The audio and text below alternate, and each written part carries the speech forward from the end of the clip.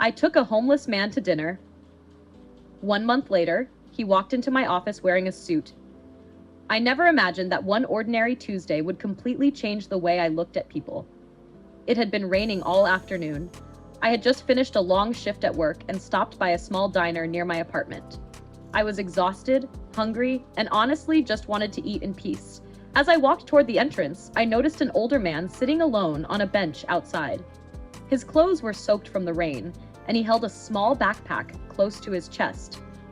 Most people walked past him without making eye contact.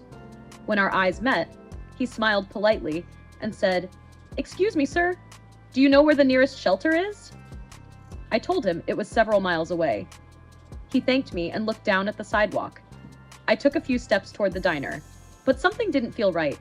It was freezing outside, and the shelter wouldn't even open for another hour. I turned around. "Would you like to have dinner with me first?" The man looked shocked. "You don't have to do that." "I know," I replied, "but I'd like to." Inside the diner, the waitress looked confused when we sat together. The man introduced himself as Daniel. He ordered the cheapest meal on the menu, but I told him to order whatever he wanted. For the next hour, we talked. Daniel told me he had once owned a small construction company. Years earlier, a serious accident left him unable to work for months. Medical bills piled up, his business failed, and after losing his home, he never managed to recover financially. He didn't ask me for money. He didn't complain. He simply told his story with quiet honesty. Before we left, I handed him my business card. "If you ever need a job, call me."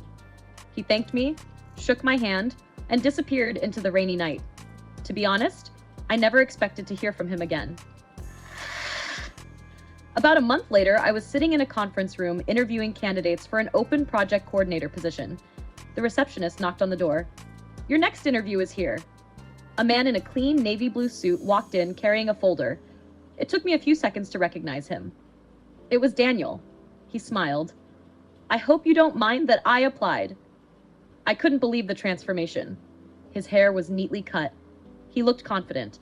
He explained that after our dinner, he contacted a local shelter, found temporary housing, and used the last of his savings to replace his identification documents. He had also completed several online certification courses at the public library. His resume was impressive. The interview lasted almost an hour. He answered every question calmly and professionally.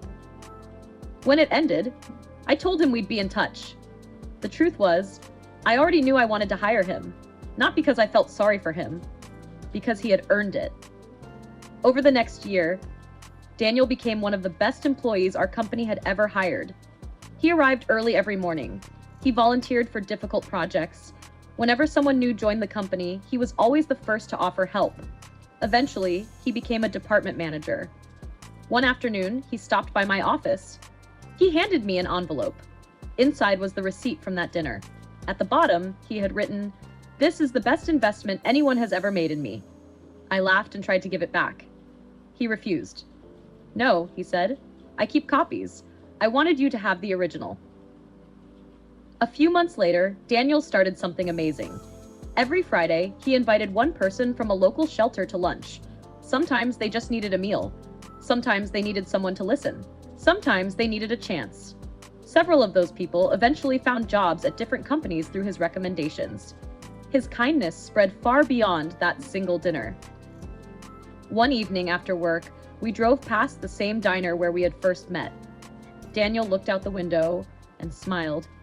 "You know," he said, "that night I wasn't just hungry. I had decided it was the last day I was going to believe people cared."